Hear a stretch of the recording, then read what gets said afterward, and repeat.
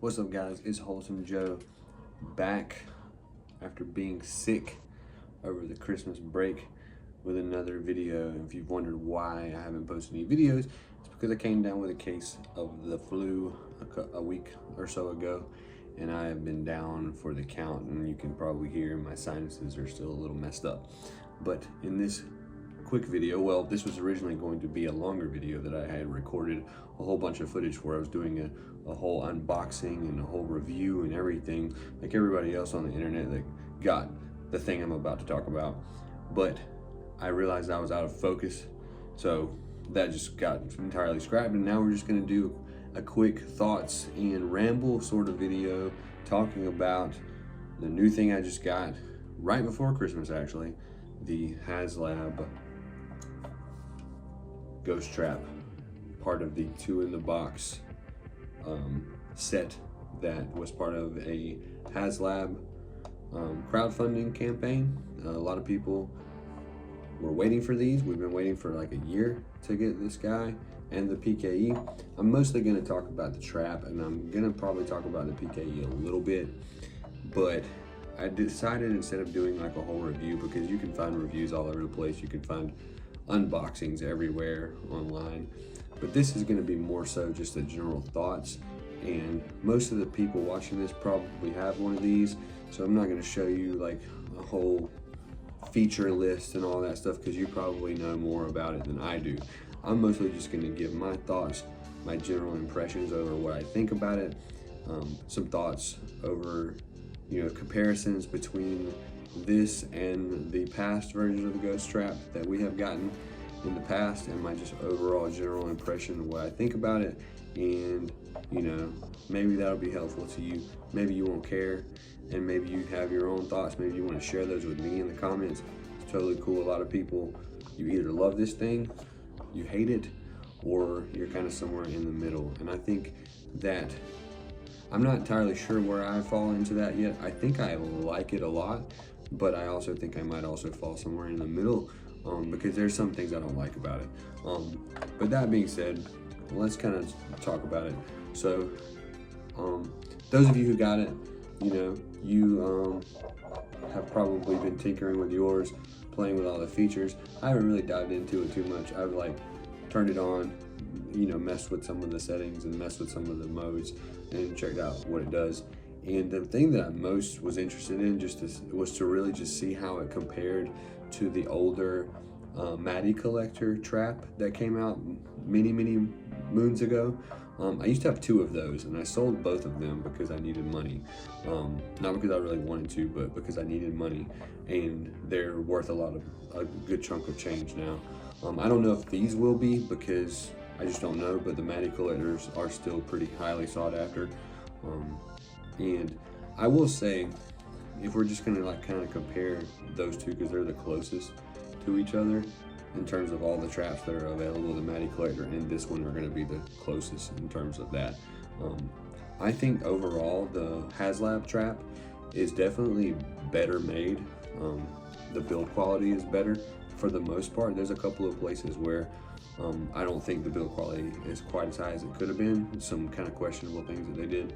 A lot of people have been complaining about the handle because it's plastic instead of, you know, metal like a lot of the other pieces are. And then there's like pieces of just straight metal on here that make that trap really heavy. It's much heavier than the Maddie Collector Trap by a lot, but it also feels like it's better made. I always felt like I was kind of like the Maddie Trap was kind of fragile, so I was really careful with it. You know, this one I feel like you could kind of throw it around more and not have to worry about it too much. But at the same time, there are some things I don't like about it, and the things I do like about it first are that it does have some weight to it, and it feels like a real piece of equipment because of that. The metal plates on the side I really like.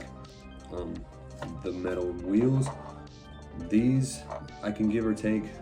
I know these aren't really accurate. They're kind of too big. Maybe this is afterlife accurate, is what I think I've read somewhere. You can correct me if I'm wrong. One thing I will say, disclaimer going into this, is that I'm not like an expert on the accuracies of this stuff. So I'm sure someone will come into the comments and tell me that, you know, blah, blah, this is not accurate or that's not accurate or whatever. It looks like a ghost trap to me. So unless I go to the Ghostbusters reference library and just kind of look at side-by-side photos, you know, I'm kind of your average guy who's like, okay, it looks like a ghost trap. I have other ghost traps, so I know that this one is more accurate than those, and I know that those are less accurate than this one. But, you know, and I would definitely, you know, can look at things and be like, all right, well, I wish that was more accurate, but I'm not an accuracy nut like a lot of people are. And I know a lot of people who have bought these have already started modifying and just changing everything about them. And I think that's cool, but I'll also say that I am not one of those people. I just don't really, I'm just not really into the idea of spending like $400 for a well-made prop and then tearing it apart and doing stuff in it. One, because I'm not confident in my ability to do that, and two, because it's just like I'm a purist, and I know that I'm just gonna sit this on a shelf and look at it and occasionally come and turn it on and see the cool ghost effect. This is probably never gonna leave my room. This is not gonna be something I'm going to troop with, which a lot of people are doing, and that leads me to another thing. The holster that they included with this, that you're supposed to use to put on your belt, weighs almost as much as the trap does. And the trap is already heavy, as I said. So I don't really see it being super realistic to carry this trap around on a belt. People are doing it, and you know, more power to you if you are, but me, I'm not like an old man or anything, but I'm also not as young as I used to be. And so that's part of the reason why I have a 3D printed proton pack, because it's lighter, and that's the reason why, you know, I'm thinking about building a foam proton pack to save my back in parades and stuff. And so if I were to have a trap that I want a trap to carry around on my belt, but I would probably end up using something like the Regal popcorn bucket trap or the Spirit Halloween trap, or I would just 3D print a trap, because I don't want it to weigh very much. I want it to like be heavy enough that it feels like I'm carrying something, but I don't want it to be so heavy that I can't, you know, carry it around. And you got to add the pedal and everything to that too. So I'm probably gonna 3D print one to be my belt hanger, and that'll also be something that I can hand to kids and stuff for photos when I do events, and because I don't really want people handling this. So this will probably stay just like it is, but I know people are like straight up taking the whole thing apart, repainting the whole thing, redoing the stripes, redoing the bar graph, changing the direction of the bar graph light, changing out this light, putting a real whatever resistor on, putting a real heat sink on, changing the knobs, changing all the stickers, even going as far as changing the wheels.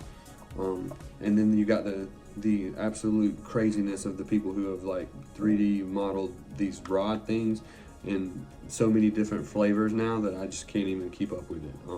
Mine are gonna stay red, and if I'm feeling froggy, they might become silver at some point. But I'm not doing the hot dogs and the slime and all that stuff. Like, you know, call me a purist and all that. More power to you if that's fun for you, and you know, of course, make it your own, if that's what it's all about. So I will never judge anybody for doing that, but I'm personally not my thing.